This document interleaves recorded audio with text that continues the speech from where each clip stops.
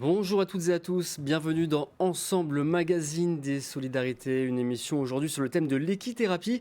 Et pour l'occasion, j'ai le plaisir de recevoir Virginie Germani. Bonjour. Bonjour. Thérapeute spécialisée en psychologie de l'enfant et de l'adolescent, et notamment de la gestion des émotions et des troubles du comportement. Vous êtes la fondatrice d'Equi Harmonie, basée à Nézignan-l'Évêque. Entretien à suivre dans un instant. Pour commencer, Virginie Germani, pouvez-vous nous expliquer ce qu'est l'équithérapie ? Alors l'équithérapie, c'est de l'aide et de l'accompagnement par l'intermédiaire du cheval.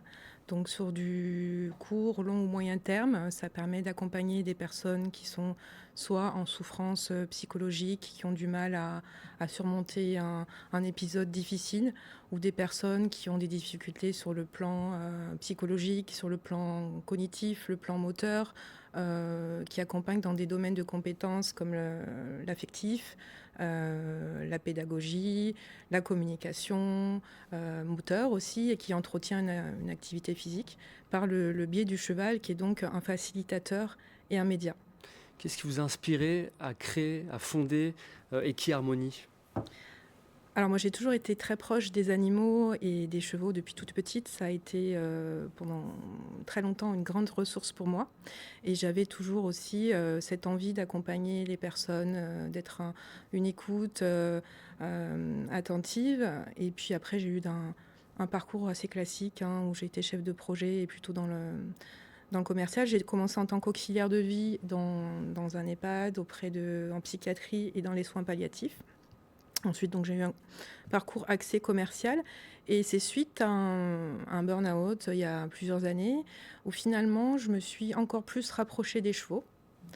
Et à ce moment-là, j'ai réalisé que les chevaux m'apportaient un bien-être, un apaisement et finalement je me faisais de l'équithérapie à moi-même sans le savoir.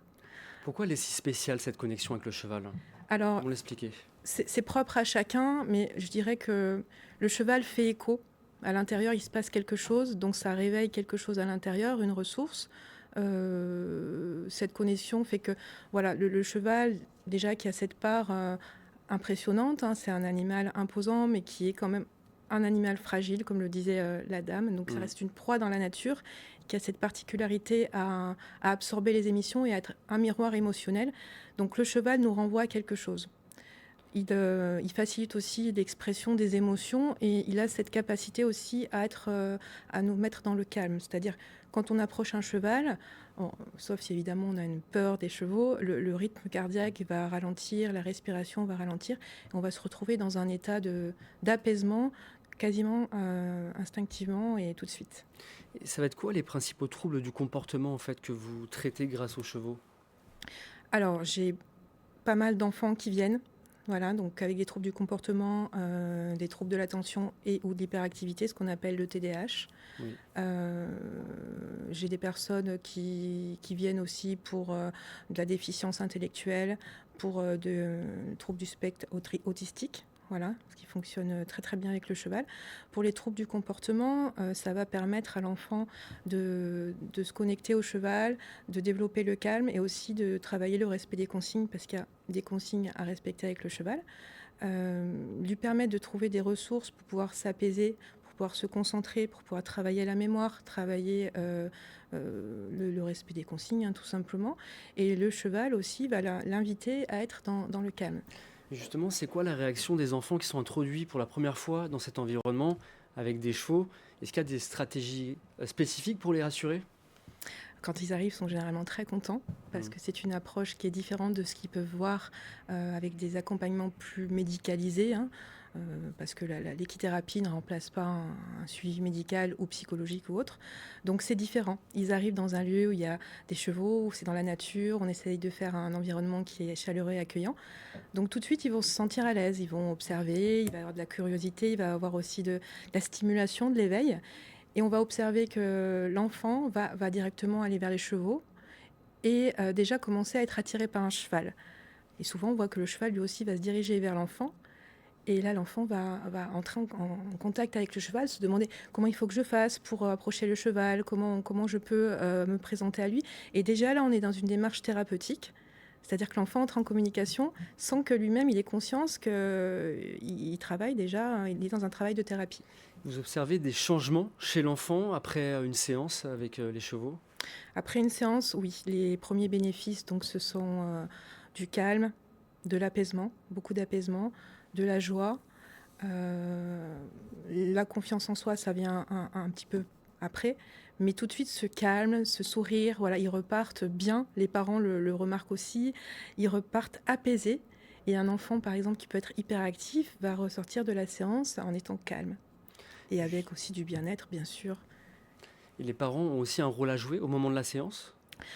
Alors, l'environnement de l'enfant est très important pour moi, hein, enfin, l'environnement en général, hein, que ce soit l'environnement familial ou professionnel pour une personne. Donc, j'intègre beaucoup les familles parce que je pense que les familles ont besoin aussi d'être écoutées, d'être accompagnées. Pendant les séances, donc, c'est un espace thérapeutique qui est dédié à l'enfant. Donc, l'enfant est seul en séance. Par contre, au début de chaque séance, on débriefe, hein, c'est-à-dire qu'on parle avec les parents, qu'est-ce qui s'est passé depuis la dernière fois, avec l'enfant aussi, quels sont les objectifs finalement aujourd'hui, est-ce que tu as envie de travailler quelque chose de particulier, est-ce que tu as envie de prendre un cheval en particulier, et à la fin aussi, voilà. Et on propose aussi, enfin je propose des séances avec la fratrie ou la famille pour favoriser le lien familial, pour favoriser voilà, une harmonie entre les membres de la famille. Et ça les rapproche. Et les parents sont ravis de participer aux séances. Et on a même parfois des mamans ou des papas qui montent à cheval, voilà, qui remontent à cheval. Vous-même, vous montez à cheval? Je monte à cheval. J'ai beaucoup de montées à cheval. Maintenant moins parce que moi, ce que j'aime, c'est la relation avec le cheval. C'est ce qui m'apporte, sa relation, la communication, l'interaction que j'ai avec lui. Finalement, je pense que j'aime profondément le cheval. J'aime plus le cheval que je n'aime l'équitation. Et je monte, bien sûr, dans mon ranch, en promenade, en balade, mais beaucoup moins qu'avant. Parce que le cheval m'apporte autre chose que la monte.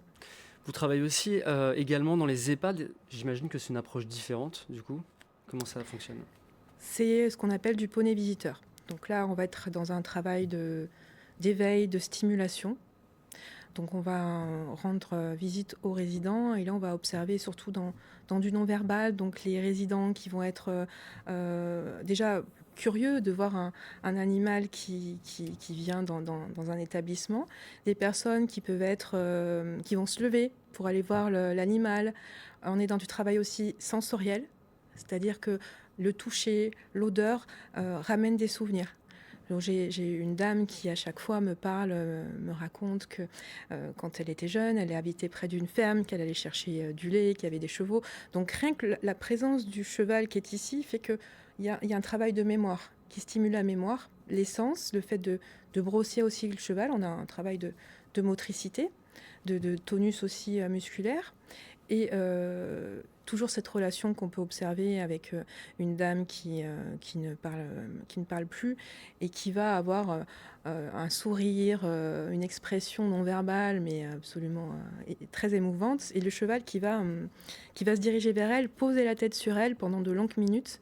Et on va la voir qui utilise beaucoup de force pour aller caresser le poney. Et c'est un vrai échange. Il y a un vrai échange, voilà. Il n'y a pas forcément besoin de mots. De l'extérieur, on le voit, et la résidente aussi arrive même à prononcer le prénom du cheval, alors qu'elle ne parle pas. Et c'est absolument, enfin, c'est très émouvant. Et effectivement, c'est une autre approche. On va faire des choses plus simples, mais c'est le contact avec le cheval déjà qui...